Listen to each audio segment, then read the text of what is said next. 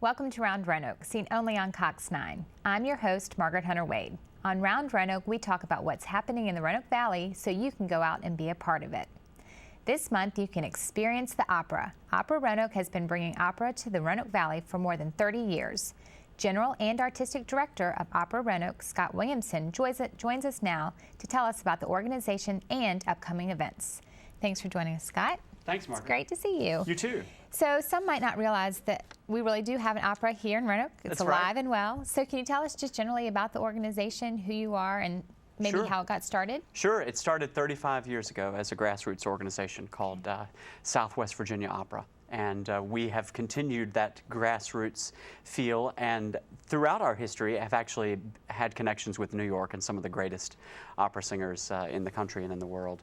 And we're continuing to bring that talent right here. So yeah, a lot of people don't know that we've had our own homegrown opera company here in Roanoke that continues to thrive and continues to bring some of the best opera singers in the world here. So, yeah, I think that's the most important part is the caliber of artists that you all bring in. So hopefully we can share the word. So where do your performances take place? They take place at the Jefferson Center in the Chapman Performance Hall. It's a perfect space for our performances. Lovely home for you guys. Now you have an event this month.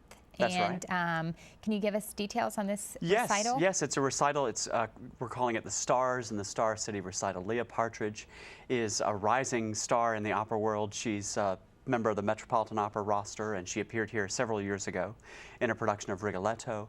You can go to our website and see a picture of her. Leah is one of those stars that in the opera world is representative of a new generation that looks the part as much as she sings the part.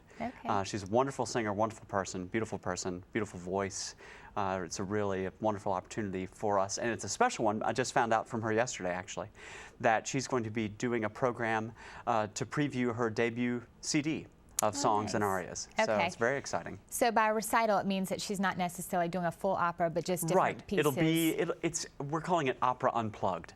It'll be Leah and a piano, so there won't be any set or costumes, nothing in between, basically the beauty of her voice. It's kind of like America's Got Talent without microphones, amplification, and you know, well, it sounds commercials. Really neat. So thanks for sharing that with us. And then March, something that most people probably have heard of, Madame Butterfly, and that's coming to Roanoke. And what's the story of that opera? Well, it's the classic East meets West story. American naval officer visits Japan and wants to marry a young Japanese bride, and he does that. They have a beautiful wedding, and then he leaves, and of course had never really intended to honor that commitment. It was just a convenience. And so she, of course, is pining after him, the kind of classic unrequited love story in that sense, because he's left her. He marries an American woman, comes back to visit Nagasaki a couple of years later, and doesn't realize that Butterfly has had their child. So it ends in tragedy with some of the most beautiful music ever written. Well, it sounds exciting. Yeah, it is. And exciting that it's coming here.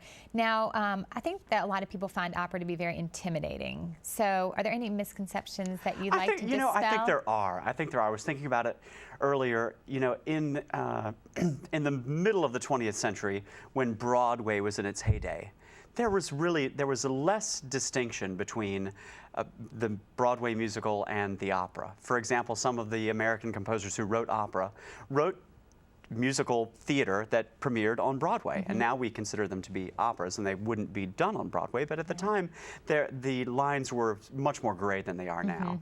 And opera originally was intended to be a popular form. People went to the opera to socialize as much as they did to experience art. And the music is beautiful. You don't have to speak Italian to get Madame Butterfly, and if you're interested in following along the story, we always project super titles above the stage so that people can follow the story. It's not the elitist, pretentious form that it has a reputation for being, and I hope that will continue to change as productions try to reach out to more and more people, as we try to incorporate new technologies and keep up with the changing times. So. Yeah.